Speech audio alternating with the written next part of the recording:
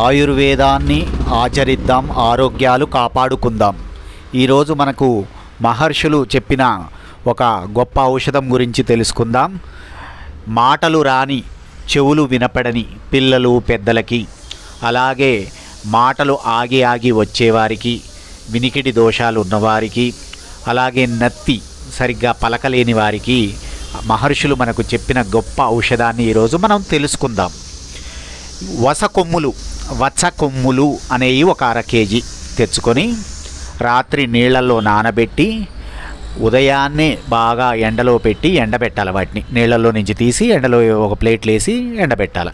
ఎండబెట్టి అంగుళం మోతాదుగా చిన్న చిన్న ముక్కలుగా కత్తిరించి ఒక ప్లేట్లో నిల్వ చేసుకొని, స్వచ్ఛమైన తేనె 1 కేజీ తేనె తెచ్చుకొని పక్కకు పెట్టుకొని, ఒక మట్టి కుండ కనీసం ఒక 2-3 కేజీలు పట్టే మట్టి కుండని ఒకటి తెచ్చుకొని, మట్టి కుండతో పాటు దానిపైన మూకుడిని కూడా తీసుకొచ్చి ఈ మట్టి కుండలో నీళ్లు పోసి కనీసం 6 నుంచి 12 గంటలు నీళ్లు నిలవ ఉంచితే ఆ మట్టి వాసన రాకుండా కుండ కూడా మంచిగా శుభ్రంగా అవుతుంది.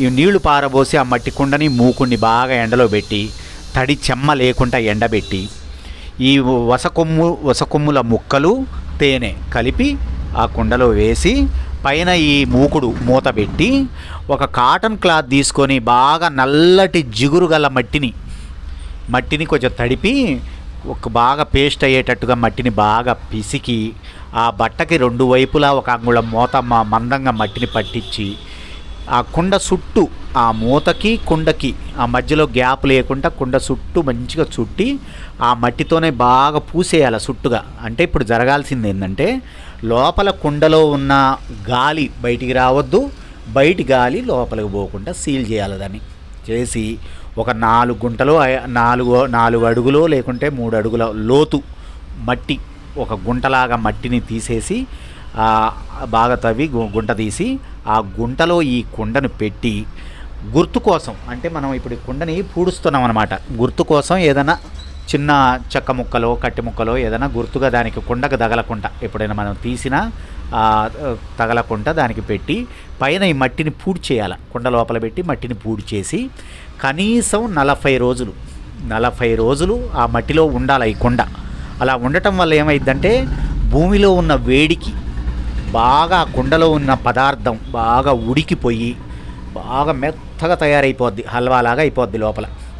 ఒకరోజు మంచి రోజు చూసుకొని 40 రోజుల తర్వాత మంచిగా తలంటు స్నానం చేసి మంచిగా కుండని తీసి బయటికి ధూపదీప నైవేద్యాలు పెట్టి ఆ కుండకి మంచిగా పూజ చేసుకొని శుభ్రంగా, సమస్య ఉన్నవాళ్ళు పొద్దున రాత్రి 2 పూటలు, ఉదయం పరగడుపున, రాత్రి భోజనానికి 1 గంట ముందు ఆ అంగళం ముక్కంతా వసకొమ్ము, కొంచెం 1 స్పూన్ అంతా తేనె కలిపి తినాలి.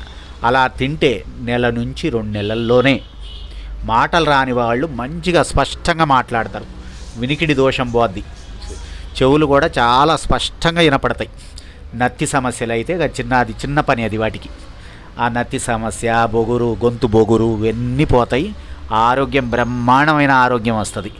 చేయాల్సిందల్లా ఆయుర్వేదాన్ని నమ్మాలా, ఇలాగే తయారు చేసుకొని మనల్ని మనం నమ్మి ఆ ఔషధాన్ని కూడా నమ్మి వాడుకుంటే మనకు ఖచ్చితంగా ఫలితం వస్తుంది. ఫలితంలో తేడా లేదు. అందుకే మహర్షులకి ఒకసారి వందనాలు తెలియజేస్తూ, జై ఆయుర్వేదం, జై జై ఆయుర్వేదం. మన ఛానల్ని మనం అందరం సబ్స్క్రైబ్ చేసుకొని, లైక్ చేసుకొని, షేర్ చేసుకొని ఈ ఆయుర్వేద ప్రచారంలో మనం కూడా అందరం పాల్గొందాం.